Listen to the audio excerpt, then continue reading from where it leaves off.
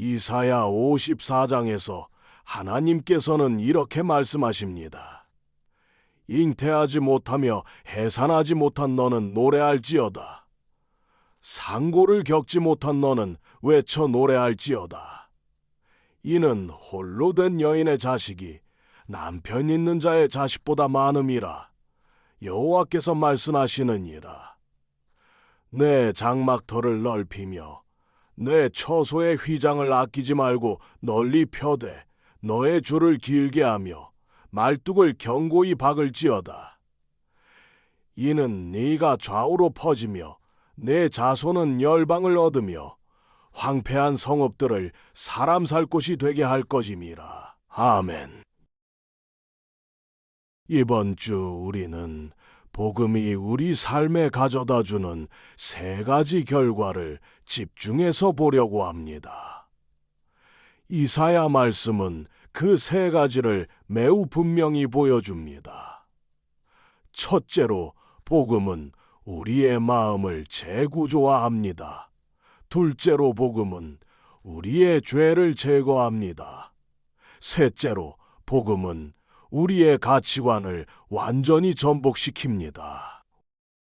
오늘 말씀드릴 이 세 가지를 이해한다면 우리는 하나님 안에서 더욱 큰 자유와 기쁨을 누리게 될 것입니다.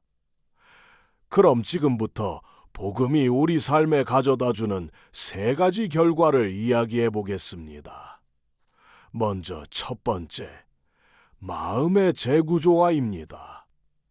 이사야 54장에서 잉태하지 못한 여인, 곧 사회적으로 무가치하다고 여겨졌던 여인에게 하나님은 말씀하십니다. 무가치한 여인아, 노래하라, 기뻐 외쳐라. 이 말씀을 제대로 이해하려면 당시 고대 문화 속에서 출산의 의미가 얼마나 컸는지를 알아야 합니다. 당시에는 자녀의 수가 곧 가족의 경제력, 사회적 지위, 그리고 생존과 직결되었습니다. 자식이 많을수록 땅도 더 많이 경작할 수 있고 더 많은 수입을 얻을 수 있었기 때문입니다. 또한 노년에 자녀가 없으면 사실상 굶어 죽는 것이나 마찬가지였습니다. 평균적으로 3명의 자녀가 성인이 될 때까지 살아남으려면 한 여자가 최소 8명은 낳아야 했습니다. 국가적으로도 자녀 수는 매우 중요했습니다. 이웃 부족이 더 많은 자녀를 낳으면 군사적으로 밀릴 수밖에 없기 때문입니다. 그래서 한 여인이 나는 2-3명만 낳고 싶다라고 하면 주변 사람들은 당신 죽고 싶어요 라고 이야기할 정도였습니다. 왜냐하면 그건 개인적인 문제가 아니라 공동체 전체의 생존과 연결된 문제였기 때문입니다. 그러므로 아이를 많이 낳은 여인은 일종의 국민 영웅이었습니다. 그러나 인간의 마음은 늘 좋은 것을 궁극적인 것으로 만들려는 경향이 있습니다. 출산, 자녀, 가족, 이 모두 좋은 것이지만 그것이 궁극적인 가치가 되어버리면 우상이 되는 것입니다. 아이를 못 낳는 여인은 무가치하게 여겨졌고 자신도 그렇게 느끼게 되었습니다. 성경에서도 라헬이 아이를 낳지 못해 내게 자식을 주지 아니하면 내가 죽겠노라 하고 고백하는 장면에서 그것이 드러납니다. 어떤 분은 이렇게 생각하실지도 모릅니다. 그래, 옛날 문화는 여성에게 너무 가혹했어. 그런 문화는 틀렸어. 맞습니다. 옛 전통 문화는 여성들에게 큰 억압이 있었지요. 그런데 제가 이 말씀을 드리는 이유는 단순히 고대 문화를 비판하려는 것이 아닙니다. 오히려 여러분께 질문을 던지기 위해서입니다. 왜 그런 전통 문화에서는 여성들이 섭식장애나 외모 강박에 시달리지 않았을까요? 왜냐하면 그 문화는 여성에게 가정을 우상으로 만들었지, 외모나 자아 실현을 우상으로 삼지 않았기 때문입니다. 그렇다면 오늘날 우리 현대 문화는 어떻습니까? 고대 문화와는 다르게 오늘날의 문화는 가족보다 개인의 성취, 자율, 외모, 커리어를 우상으로 삼습니다. 옛날이나 지금이나 사실 똑같습니다. 고대 문화는 집단주의적 우상을 만들었고, 현대 문화는 개인주의적 우상을 만들었을 뿐입니다. 성경은 모든 문화가 타락했다고 말합니다. 각 문화는 특정한 것들을 인생의 절대 가치로 만들고, 이것 없으면 넌 아무것도 아니다라고 가르칩니다. 고대 문화에서는 아이 없는 여인은 무가치했고, 오늘날 문화에서는 매력적이지 않거나 성공하지 못한 사람은 무가치하다고 여겨지죠. 모든 문화는 결국 인간의 마음 속에서 하나님 대신 자신을 의지하려는 타락한 본성을 부추깁니다. 그러므로 문화는 우리를 짓누릅니다. 그러나 하나님은 말씀하십니다. 벗어날 수 있는 길이 있다. 복음이 주는 진정한 자유, 정서적인 자유와 문화적인 자유가 바로 그 길입니다. 어떻게 그것이 가능한가요? 다시 본문으로 돌아가 봅시다. 하나님께서 말씀하십니다. 노래하라, 잉태하지 못한 여인이여. 이것은 당대 문화 속에서 너무나도 충격적인 선언입니다. 하나님께서 말씀하시는 겁니다. 너는 자녀 없이도 노래할 수 있다. 너는 가정이 없어도 기뻐할 수 있다. 그 이유는 무엇입니까? 너의 창조주가 너의 남편이다. 여러분, 이것이 복음의 핵심입니다. 하나님이 우리의 창조주시며 또한 남편이 되신다는 이 놀라운 진리. 이 진리가 우리의 정체성을 바꿉니다. 우리가 자녀, 가족, 성공, 외모, 직업 등으로 자기 가치를 증명하려 할 때 하나님은 말씀하십니다. 그 모든 것 없이도 나는 너를 사랑하고 나는 너를 위해 죽었다. 지난주에 우리가 골로새서 3장을 통해 살펴보았던 것처럼 기독교는 단순히 열심히 노력해서 구원받는 종교가 아닙니다. 모든 종교는 이렇게 말합니다. 열심히 해라. 기준에 도달하면 구원받는다. 그러나 기독교는 이렇게 말합니다. 예수 그리스도 안에서 너는 이미 하나님과 연합되었다. 그분의 사랑과 인정을 이미 받았다. 이건 노력으로 얻는 게 아니라 결혼처럼 법적 지위로 주어지는 은혜입니다. 결혼은 그 자체로 가장 친밀한 사랑의 관계이며 동시에 법적 효력이 있는 관계입니다. 서약을 하기 전에는 아무런 관계가 없지만 서약을 하고 나면 완전히 새로운 신분이 부여됩니다. 하나님은 말씀하십니다. 너의 창조주가 너의 남편이다. 이것이 기독교만이 주는 은혜입니다. 이 은혜를 이해하게 될 때 우리는 더 이상 외적인 조건들로 자신의 가치를 판단하지 않게 됩니다. 자녀 유무로, 외모로, 성취로, 재산으로 자신을 평가하지 않습니다.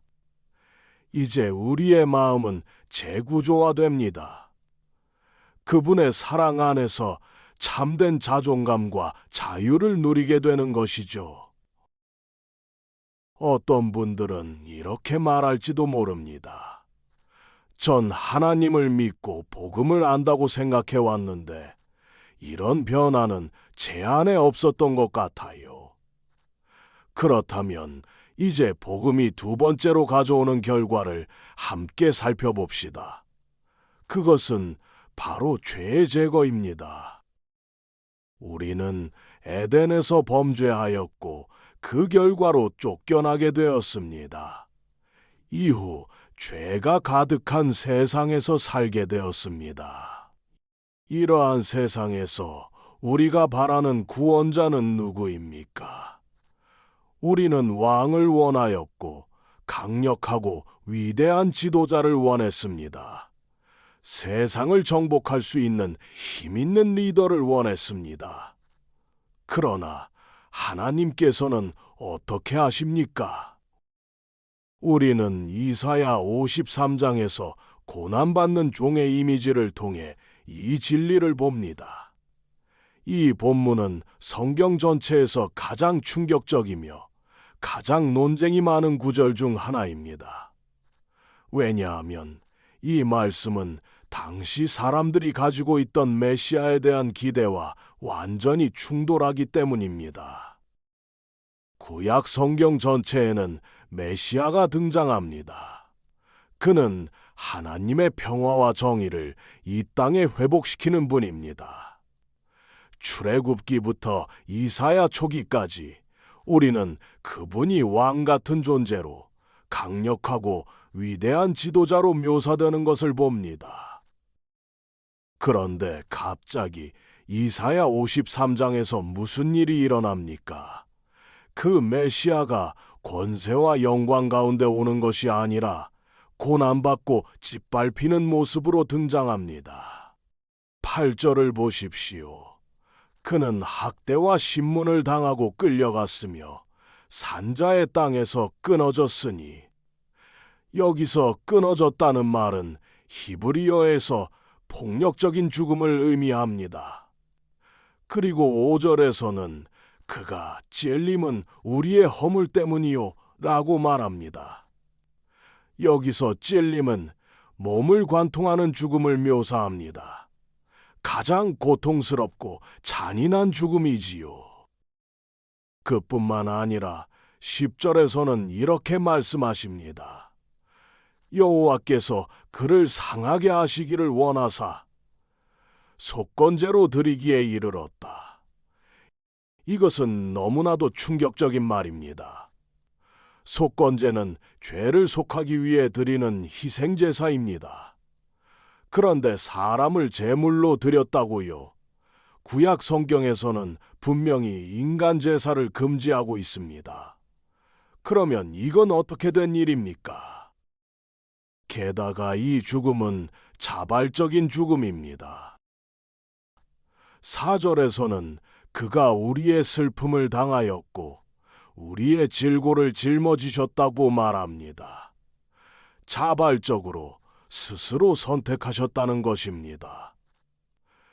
그런데 성경에서는 자살 역시 죄라고 말하지 않습니까? 이 모든 모순들 속에서 우리는 한 가지 결론에 도달합니다. 이것이 가능하려면 이분이 단순한 인간이 아니어야 한다는 것입니다. 인간이 제물이 되고 인간이 스스로 죽음을 택한다는 것은 이해할 수 없는 것이었기 때문입니다. 그렇다면 이사야 53장의 이 고난받는 종은 누구입니까? 사도행전 8장을 보면 수세기 후에 한 에디오피아 내시가 예루살렘에 예배하러 왔다가 돌아가는 길에 수레 안에서 바로 이 이사야 53장을 읽고 있는 장면이 나옵니다. 그는 이방인이었고 유대 율법에 따르면 신체가 훼손된 사람은 성전 안에 들어올 수 없었기 때문에 예루살렘에서 예배드리지 못하고 돌아가는 길이었습니다. 그는 종교적으로도 사회적으로도 거부당한 자였습니다. 결혼도 할 수 없고 자녀도 가질 수 없으며 소외된 삶을 살아야 했습니다. 그런데 그런 그가 수레 안에서 그가 끊어짐은 자손이 없음이요 라는 구절을 읽게 됩니다. 그는 깜짝 놀랐을 것입니다. 이 종도 자손이 없다는 것과 나와 같은 처지의 사람이 하나님께 선택받았다는 사실이 너무나도 놀라웠을 것입니다. 그 순간 하나님께서 빌립을 보내십니다. 빌립은 그에게 다가가 이렇게 묻습니다. 당신이 지금 읽고 있는 이 말씀이 무슨 뜻인지 아십니까? 내 신은 대답합니다. 누가 가르쳐 주지 않으면 어떻게 알겠습니까? 그리고 그는 빌립을 자신의 수레에 태웁니다. 그 후 빌립은 이사야 53장 그 고난받는 종의 본문으로부터 시작하여 예수 그리스도의 복음을 전합니다. 그렇습니다. 이 고난받는 종은 예수 그리스도이십니다. 하나님의 아들이 사람이 되어 이 세상에 오셔서 우리 대신 죽으셨습니다. 이 사실을 통해 앞서 언급했던 모순들이 풀립니다. 예수님은 단순한 인간이 아니라 하나님이셨기 때문에 그분의 생명은 그분 자신에게 속해 있었습니다. 그분은 자기 안에 속해 있는 자신의 생명을 기꺼이 내어주신 것입니다. 이것은 매우 놀라운 일이 아닐 수 없습니다. 예수 그리스도를 통하여 인간 제사의 금지에 대한 문제가 풀린 것입니다. 구약 시대에는 인간을 제물로 바치는 것은 죄였습니다. 그러나 예수께서는 인간으로 오셔서 자기가 스스로 제물이 되었습니다. 인간이 인간을 제물로 드리는 것은 죄입니다. 그러나 하나님이신 예수께서 자신을 내어주신 것은 완전히 다른 차원의 일이었습니다. 다른 차원의 일로 하나님께서는 우리의 죄를 제거하신 것입니다. 정말로 놀라운 일입니다. 우리는 대속의 의미를 깨달아야 합니다. 본 회퍼는 용서는 고통이다 라고 했습니다. 이 말에 따르면 누군가가 우리의 마음에 상처를 입혔을 때 그것을 용서하기 위해서는 그 고통을 내가 감당하는 것밖에 없다는 것입니다. 그 사람에게 복수하지 않기로 결단하는 순간에 나타나는 것은 내가 그 고통을 홀로 짊어지게 된다는 것입니다. 하나님도 마찬가지입니다. 하나님께서 우리를 용서하신다는 것은 죄를 그냥 대충 넘기시는 것이 아닙니다. 그 죄의 대가를 예수님께서 감당하셨습니다. 예수님은 자발적으로, 대속적으로, 고통 속에서 우리를 위해 죽으셨습니다. 하나님께서는 우리를 용서하시고 그 고통을 우리에게 넘기지 않으시고 스스로 감당하신 것입니다. 이 진리가 에디오피아 내시의 마음을 녹였습니다. 그리고 그를 변화시켰습니다. 사랑하는 여러분, 도덕주의적인 종교에서는 하나님은 거룩한 분이시고 우리는 그 기준에 맞게 열심히 살아야 한다고 말합니다. 하지만 그런 신앙은 우리의 마음을 깊이 움직이지 못합니다. 반대로 현대에 유행하는 자유주의적 영성은 하나님은 사랑이시고 모든 사람을 받아주신다라고 말하지만 그것 또한 우리를 변화시키지 못합니다. 당연하지. 하나님은 모두를 사랑하시니까 라는 생각만 들 뿐입니다. 그러나 복음은 다릅니다. 복음은 하나님이 무한히 거룩하시면서 동시에 무한히 사랑이신 분이라고 말합니다. 그분은 죄를 그냥 넘기실 수 없을 만큼 거룩하시고 우리를 포기하실 수 없을 만큼 사랑하시는 분입니다. 그래서 그분의 은혜는 값없이 주어지지만 결코 값싼 은혜가 아닙니다. 하나님은 예수 그리스도에게 모든 것을 요구하셨고 예수 그리스도께서는 모든 요구에 응답하심으로 모든 것을 성취하셨습니다.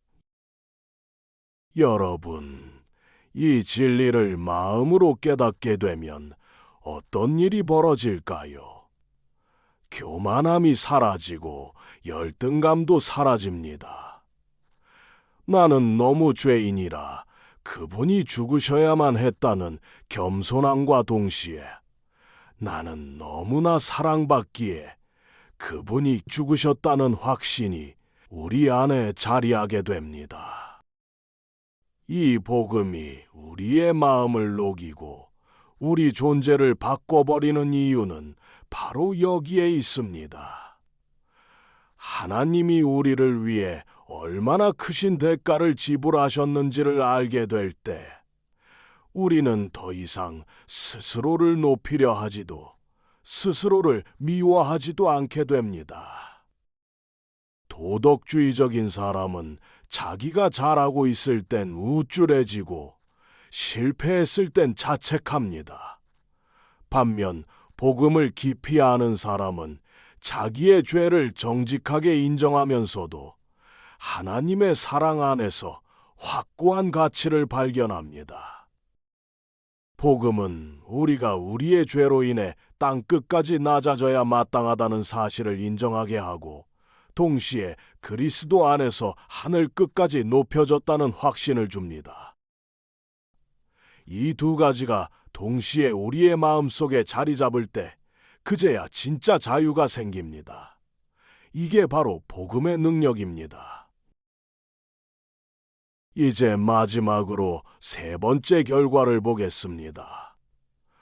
복음은 우리 마음을 재구조화하고 죄를 제거할 뿐 아니라 우리의 가치 체계 자체를 완전히 뒤집어 놓습니다. 이사야 54장 후반부에서는 또 하나의 이미지가 등장합니다. 바로 고난받는 성읍, 폭풍에 시달려 위로받지 못한 성입니다. 하나님은 이 성에 대하여 이렇게 말씀하십니다. 내가 내 기초를 사파이어로, 성벽을 보석으로 만들고 문도 다 보석으로 만들겠다. 여러분, 상상해 보십시오. 성벽이 사파이어, 루비, 다이아몬드로 만들어진 도시가 어떤 도시입니까?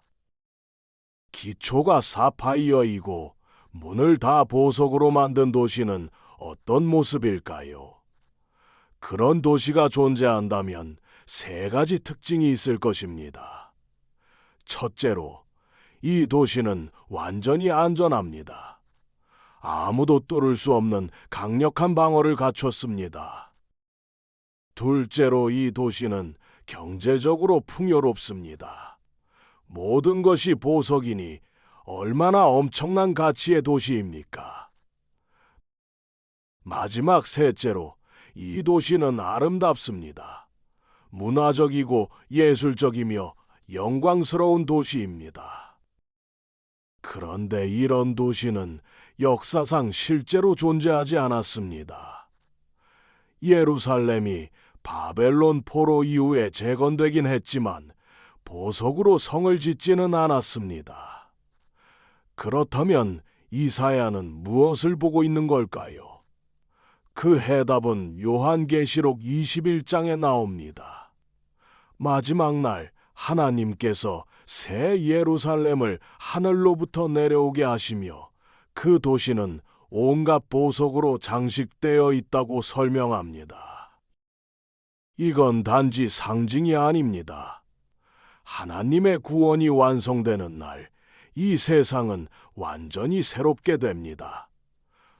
모든 불의, 고통, 죽음, 눈물이 사라집니다.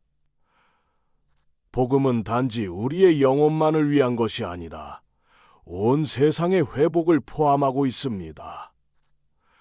우리가 하나님 나라를 소망하게 되는 이유가 바로 오늘 말씀에 있습니다. 오늘 주신 말씀을 통하여 우리는 한 가지 사실을 이해해야 합니다.